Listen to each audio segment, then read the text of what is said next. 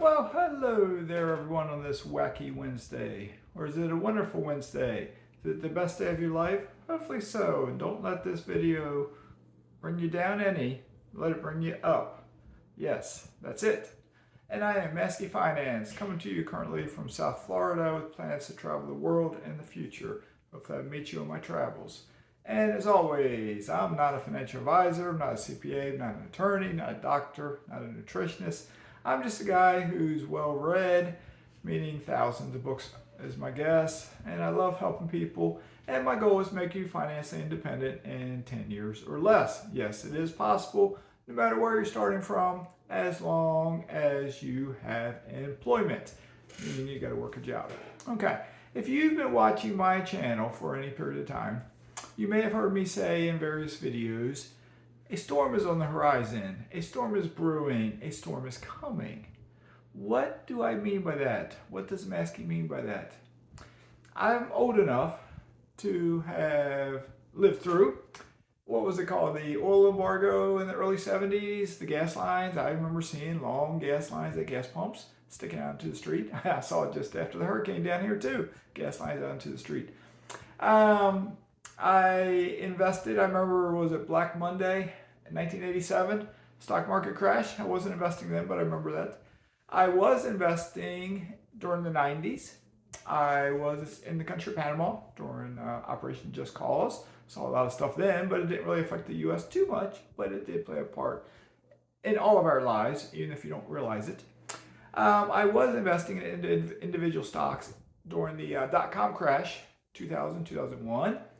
9/11, I don't know how well you remember 9/11. I remember it distinctly. I was wakened by a phone call at 9:30 in the morning. I had come off night work, and there was a buddy of mine called me about us being under attack. I remember waking up the next day early thinking, okay, we're still here. But number two, that would have been 9/12, September 12th. I drove 2 hours away roughly and had to be somewhere at 6 a.m. in the morning, or maybe it was 7 a.m. in the morning, I forget. Because I was signed up to take the officer aptitude test to return into active duty as an officer in the United States Navy. When I got there, the door was locked. And I was like, I had tried calling the day previously, and of course no one answered. So I parked down the street and watched. And I saw an officer come up, unlock the door, and walk in. So I walked up, knocked on the door because it was locked. He said, yes, can I help you? And I said, I was supposed to come today to take the officer aptitude test. And he said, well, we're actually closed today, but since you showed up, because I told him I had driven 2 hours to get there, because since you showed up, I'll give it to you. Okay, I aced the test. And I was assured by my recruiter that I was physically fit. I had done the physical. I passed the physical fitness test. I was physically fit. I qualified. And they pretty much assured me, the guy said, he never guarantees anyone will get accepted, but he says, my package, because I had been active duty as an enlisted guy, had a great career going. He said I was basically a shoo-in to get it. Okay? Enough of that story, because I did not continue forth with it eventually for a very particular reason. So moving on. Why is a storm on the horizon? Because I digressed, didn't I? And there's been other events that I've invested through as well besides dot-com crash, 9/11. Great Recession, 2008, 9, 10, that general time period, invested through that, all the way up to present day 2023. But what has been going on? Why do I say there's a storm on the horizon? A couple things, just in no particular order, just a couple things. All right, I'm sure you've heard of by now BRICS, right? BRICS, BRICS. What does BRICS stand for? Let me see if I can do it without looking down here at my notes. Brazil, it's not Russia anymore. It is Russia, but I think Russia might have pulled it. I meant not Russia didn't pull out of this one. Brazil, Russia, India, China, and South Africa, BRICS. They've been around for quite a while. I forget what year, I don't have it right in front of me, but they've been around for quite a while. They've kind of joined forces. You've heard of like NATO and other stuff like that. You have BRICS. And they have their own currency now. I remember reading. I don't follow them that much, okay, but I know about them. They are gaining power. They're gaining force, okay? So be aware of that. If you don't know about it, now you do. Google it, read about it. Don't spend too much time on it, because you as a little guy, don't dwell on it. Don't let it bother you when anything's going on, but be aware of it, okay? Just be aware of it, all right? Something else that's going on, the Petrodollar, okay? That's the U.S. dollar. Since the 1970s, the currency to trade oil has been the American dollar. We're losing our stronghold on it. Okay, it's slipping. All right, it's slipping. Just started, I think, this year, maybe last year. There are some countries now trading oil not in the US dollar. Okay, it's starting slowly, but it's expected to perhaps gain some strength. Okay, how will that impact the United States? It will impact the United States, no matter if you support fossil fuels or not. Fossil fuels are here probably for the rest of my lifetime and the rest of my unborn grandkids' lifetime. Okay? If you're a young person and you say, nope, we're going green, we're eliminating fossil fuels. All right, if you want to do your part, throw away your cell phone, throw away any glasses, throw away any clothing you have, throw away your car, throw away most things in your kitchen, throw away most electronics, because every single piece of plastic has petroleum in it. Majority of clothing has petroleum in it. Cosmetics that women put on their face have petroleum in it. Chapstick you may put on your lips has petroleum in it. Petroleum jelly that you might put on your skin has oil in it, petroleum. Cars, even Teslas, have a lot of petroleum in them. Solar panels have petroleum in them. Okay? Oil is here. It's here for a long time. And I'm a tree hugger. I love nature. I want us to go solar. I want electric cars. Okay? But I'm also an investor in oil. All right. So with this storm brewing, what am I talking about? I don't follow politics very much at all. I don't like politics. But both parties, Democrat and Republican, they're 95% the same. They're 95% the same. Okay? And if you look at the congressional leaders that we have in this country, they are all multi-millionaires. Multi-millionaires. There's something wrong with that. Okay? Because we're not all multi-millionaires. What are we at? They're constituents. The ones who vote them in. They're not all multi-millionaires. But these guys, when they get office, get richer and richer and richer and richer. Why is that? Just why is it? Okay? We have political leaders right now who are authoritarian. They are acting in a fascist type manner, fascism, socialized manner. Not necessarily communist, because I think communists would be a revolt against communists. But I look at some big people that are trying to become president. They're blindsided by what's going on. They just don't get it. Okay, but I look around the world too. There's things going on, but when I look back in this country, look at the crime in our big cities. Look at the crime in our small towns. Look at the drug epidemic in our small towns and in our big cities. Look at the homeless problem all around this nation. Look at the mental health situation all around this nation. Look at the fact of how many Americans are either pre-diabetic or diabetic. Okay? Look at the typical American's diet that is 60 to 65% ultra-processed foods. Chemicals. Ultra-processed has chemicals in it. Okay? Diabetes pre-1970, pre-1975, 1980, whatever it was was a tiny amount of people. Now, it's like 60 or 70% of society, including a percentage of teenagers, are pre-diabetic. It all comes from our diet. Okay? You have colon cancer, 100% preventable. It's from our diet. Most heart disease, diabetes is type 2 diabetes is pretty much 100% from our diet. Okay? Heart disease is 100% from our diet pretty much. The majority of diseases, Alzheimer's, Parkinson's disease, dementia, on and on and on, is from our diet. And some other stuff is from lack of exercise. Some other stuff you were born with that you have no control over, okay? But the majority of diseases are from our diet. Health insurance. Our healthcare system is messed up. Healthcare should be about identifying the root cause of the problem, not treating the symptom. The U.S. healthcare system treats the symptom. Okay? Functional health, as I'm coming to find out, goes after the root cause.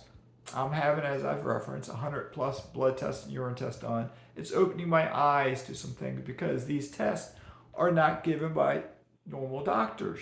They should be. Every single person out there, from I'd say age 20 and up, if your doctor's not going to do it, $499. Go through Functional Health, get it done. $499. And you'll get over 100 plus tests, blood tests, urine tests, 2 times. One time, 6 months later, roughly, you'll get it again. You'll get some detailed feedback on it. I haven't got my detailed feedback yet, so I can't comment on how well it's detailed, okay? Or my comprehensive report, okay? Most folks have gut microbiome that is messed up. Ultra-processed foods again. Our gut microbiome needs natural whole foods. People are eating ultra-processed foods, processed meats, etc., etc., etc. There's a lot of physical fit people out there who are eating like an all-protein diet and they're not eating fiber. Your gut microbiome feeds on fiber. It needs fiber. So, and then you look at, to my eyes, this is my humble opinion, I look around at society, just the culture, the heritage, the racial makeup, the religious makeup, okay? There have been riots in our country for a variety of reasons. There are demonstrations for a variety of reasons. There has been violence resulting from these for a variety of reasons. We all need to get along, but we seem to be going farther apart, okay? Politically, used to be the two parties could meet in the middle, but now they're going farther apart. So I look globally and I see things going on too that is like it's fragmenting, it's breaking up. All right. So as an investor, I know this is getting long. So as an investor, what do we need to do? That's what this channel is about. What do we need to do? We need to invest in tangible assets. Tangible assets. Things you can touch, things you can feel, things you can live in. Okay? Such as real estate, such as oil drilling, mineral rights acreage, such as perhaps art or wine or farmland, stuff like that. Notice I'm not saying the stock market. Okay, I'm not saying the stock market. You can invest in companies, individual companies, but the stock market, like what everyone invests in, the S&P 500, my humble opinion, don't do it. Remember, I'm not a financial advisor. Don't do it. If you have a 401k and you're counting on it, there's better options out there for you, such as pull that money out and invest in real estate. Okay? And if you pull your money out of 401k, you'll get hit with a penalty, but you can borrow money from your 401k as an example to get started into real estate. Okay? Real estate is a Ponzi scheme in a way, okay? I'll say that. You might say, no, it's not. It's supply and demand, right? Yes, it is. We all need a place to live, right? Yes. Could the price of housing collapse?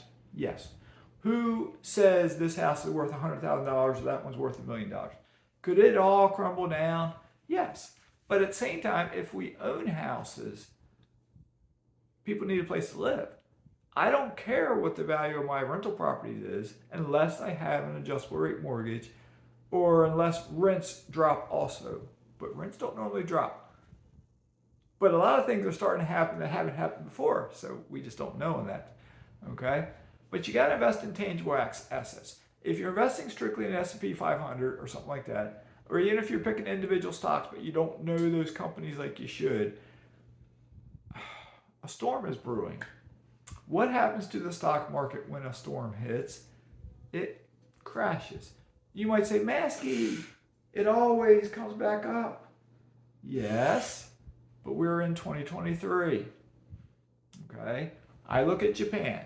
In the 1980s, the Japanese stock market was roaring, like the U.S. stock market. It was better, I think. I think it was around 1990-ish. It dropped. And it took until just modern times, like recently, till it finally got back up to where it was before. That was like 1990. It's now 2023. It's 33 years. Okay? It can take time. If you're 30 and the market crashes and takes 30 some years to come back up, you're going to be in your 60s. Wouldn't you have been better off investing in real estate all of those years? If you had gotten 30-year mortgages, the first ones you bought would be paid off if you had never paid anything extra. Okay? I'm going to wrap this up, but I'm going to talk in future videos coming up more how you can get started in real estate if you have not gotten started in real estate. I'm going to talk more on how you, if you're stuck, if you got a couple of rentals and you're stuck, how you can continue buying.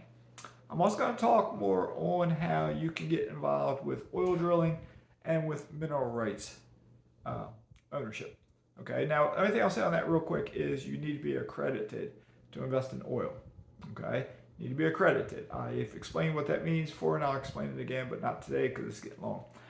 That being said, as I said in the beginning, a storm is brewing, but make today your best day ever. Make your own financial bubble around you where you can be financially safe no matter what happens out there. And don't let anything out there depress you in here. Live your life to be enjoyed. Enjoy your family and your friends, okay? Get out into nature. Breathe the fresh air. Get on some water. Climb some mountains, all right? And use credit cards and start traveling for free. All right. I'll talk more on credit cards in the future too. All right. Stay safe in all you do, everyone. Maskey's signing out.